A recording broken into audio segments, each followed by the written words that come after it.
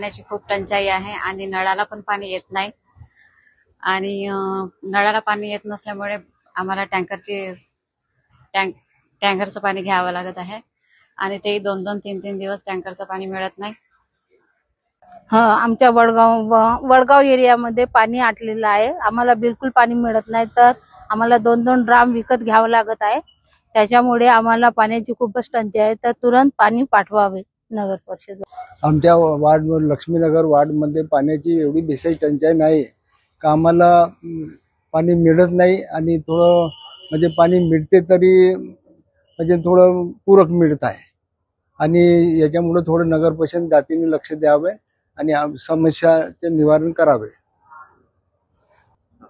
आणि विहिरी बोरिंग आणि पूर्ण आटलेली आहे आणि पाण्याची दुसरी काही व्यवस्था नाही आहे आमच्याकडे.